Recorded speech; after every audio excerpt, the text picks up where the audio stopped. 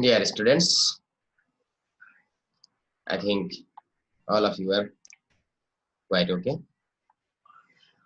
Today we will discuss about financial management.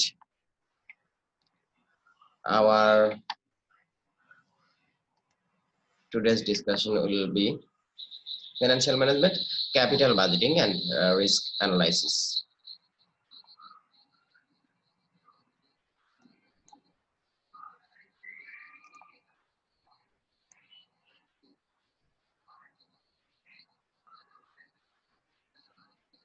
Capital budgeting and risk analysis. The continuous classes.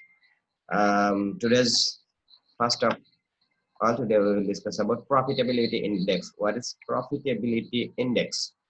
The profitability index, uh, PI, alternatively referred to as value investment ratio or PIR, or profit investment ratio PIR, describes an index that represents the relationship between the costs and benefits of a proposed project. It is calculated as the ratio between the present value of future expected cash flows and the initial amount invested in the project. A higher PI, the more attractive a project will be. According to James C. Van Horn, the profitability index or benefit cost ratio is the ratio of the present value of future net cash flows to the initial cash outflow. The formula for PI is the present value of future cash flows divided by the initial cost of the project. 2. The PI rule is that a result above 1 indicates a go. 1 indicates a go, while a result under 1 is a loser. 3. The PI rule is a variation of the NPV rule. Here is the formula: PI, profitability index, equal to present value of future cash inflows divided by initial investment or net cash outlays. We can write as PV of NCB, PV of NCO, PV of NCB divided by PV of NCO. NPI equal to PI minus 1. We will discuss later. Now an example here. A project's initial cost is Taka 40,000 and a lifetime of the project is 5 years. And discount rate is 10%. Cash inflows are given below. Calculate PI and NPI. Already we know the formula. PI equal to PV of NCB divided by PV of NCO. And here you can see year 1, 2, 3, 4, 5 CFAT, cash flow after tax, 18,000, 12,000, 10,000, 9,000, and 6,000. Now we can solve this problem. We have to calculate PI and NPI. If we want to calculate PI, first we have to we'll prepare a box. You can see here 1, 2, 3, 4, 5, and this here CFAT 18,000, 12,000, 10,000, 9,000, and 6,000. Discount factor at the rate of 10%, 1 divided by 1 plus r to the power n. This is the formula. For 1 year, 0.909. For year 2 years, when n equal to 2, then it will be discounting factor will be 0.826. When 3 years, 0.751. For 4 years, 0.683. For 5 years, 0.621. We have to multiply 80,000 into 0.909 equal to 16,362. 12,000 into 0.826 equal to 9912. 10,000 into 0.751 plus 7510. 9,000 into 0.653 equal to 6,147. Here 6,000 into 0.621, 371. The summation of 5 years PV of CFAT equal to 43,657 total present value. And we know the net cash outflow or investment was stack of 40,000. So net present value equal to 3,657. Then, but we have to calculate PI. We know PI equal to PV of NCB for 3,657 divided by present value of NCO or investment to taka 40,000. So PI equal to 43,657 divided by 40,000 equal to 1.091425. So it will be acceptable. It's greater than 1, so it will be acceptable. And what is the NPI? NPI equal to PI minus 1. So PI minus 1 equal to 0.091425. Let's say the example. Now, internal rate of return. What is internal rate of return? The internal rate of return,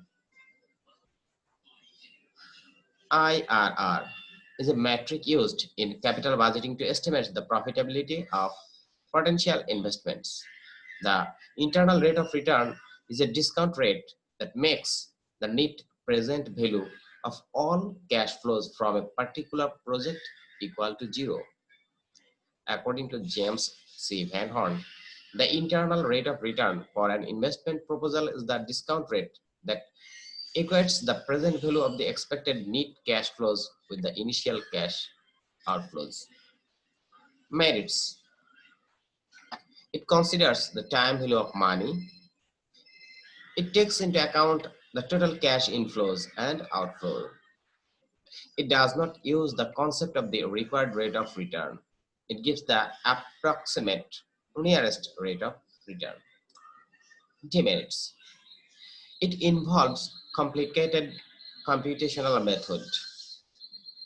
Yeah, that it's a complicated calculation there. It produces multiple rates which may be confusing for taking decisions. It is assumed that all intermediate cash flows are reinvested at the internal rate of return. What is the accept or reject criteria?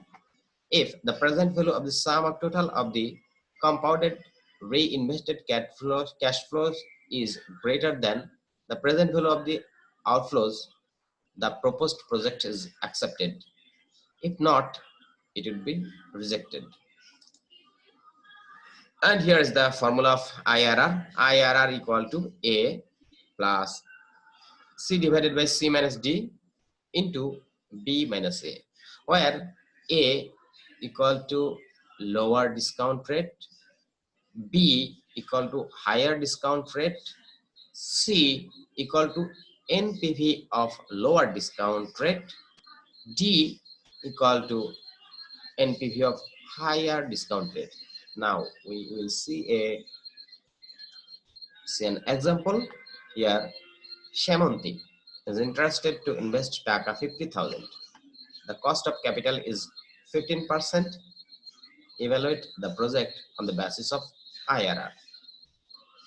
The cash flow patterns are as follows.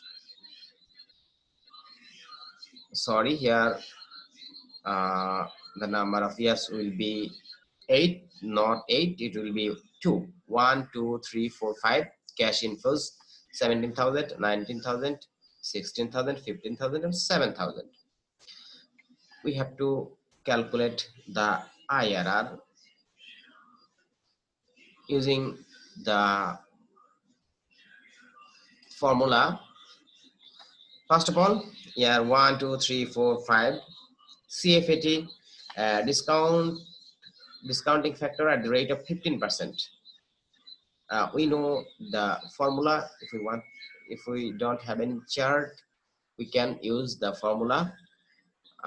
Discounting factor at the rate of 15% will be 1 divided for first year, for year 1, 1 divided by 1 plus 0.15 power 1, or 1 divided by 1.15 power 1. You can use the calculator. PV CFAT into discounting factor. So here is the result. If the discounting factor is 20%, we have to take a near value where the result of NPV may be negative. When discounting factor is 20%, then here is the PVIFA. 1 divided by 1.20 power 1 equal to, we have to multiply 17,000 into 0.869. Here is the result. And if we multiply 17,000 into this 0.8333, the result will be 14,000 or 66.67. Year 2, for year 2, CFAT 19,000, discounting factor we can calculate in the same way. 1 divided by 1.15 power 2, the result will be 14,366.73. The same way, when 20%, 1 divided by 1.20 power 2, here is the result. In the same way, we can calculate the present value here for 16,000, 15,000, and 7,000. Discounting factor for 15%, discount factor at the rate of 20%. And here is the present value of CFAT, and here is the other at 20% rate. And total present value 51,726.13, and when at the rate of 20%, the discount present value will be 46,667.31, less NCOL need cash outlay, that was 50,000. So here the positive result 1726 and minus 333. Now we'll put this amount into the formula. IRR, the lower discount rate 15%, lower discount rate 15%, higher discount rate 20%, and NPV at lower discount rate 1726, and NPV at higher discount rate minus 3,333. So C equal to 1726, C minus D. Here this result is plus, because the amount figure is negative here. From this formula, this negative and this negative becomes positive, into B minus A, higher rate minus lower rate. So you can calculate this by calculator. 1726 divided by 5,059 into 5%. From here 15% plus 1.71, so the result is 16.71%. Oh, now MIR, modified internal rate of return. The modified internal rate of return assumes that positive case positive cash flows are reinvested at the firm's cost of capital, and that the initial outlays are financed at the firm's financing cost. By contrast, the traditional internal rate of return (IRR) assumes the cash flows from the projects are reinvested at the IRR itself. The MER, therefore, more accurately reflects the cost of profitability of a project. MER improves on IRR by assuming that positive cash flows are reinvested at the firm's cost of capital. MER is used to rank investments or projects a firm or investor may undertake. MER is designed to generate one solution, eliminating the issue of multiple IRRs. What is capital rationing? The main objective of capital rationing is the maximization of shareholder wealth. In this context, a firm may decide to implement capital rationing by seeking new investment opportunities with a higher net present value, as well as setting a higher ceiling on the cost of capital. In doing so, the firm can assume control over its resources and undertake fewer projects or projects with a higher expected return on investment. According to L. J. Gitman, the financial situation in which a firm has only fixed number money available for capital expenditures and numerous projects competing for this money. Van J. Horn, a situation where a constraint is placed on the total size of capital expenditure during a particular period. Radar or risk adjusted discounted rate. Van Horn. Risk adjusted discounted rate is a required rate of return that is increased relative to firm's overall cost of capital for projects or groups showing greater than average risk and decreased for projects or groups showing less than average risk. What is saying L.J. Gateman? Risk-adjusted discount rate, rather, is the rate of return that must be earned on a given project to compensate the firm's owner adequately, that is to maintain or improve firm's share price. Formula rather, risk-free discount rate, rather equal to risk-free discount rate plus risk premium equal to RF, risk-free rate of return, risk-free discount rate plus B into K minus A. RF we'll discuss later with an example in our next class. So wait a little, keep patience for the next class. We'll discuss with an example. So thank you very much, my students. Hope this classes will be helpful for you. That will encourage me and to take part class every day with you. This class is only for national third year under National University and the Department of Accounting. Okay, thank you. Have a good night.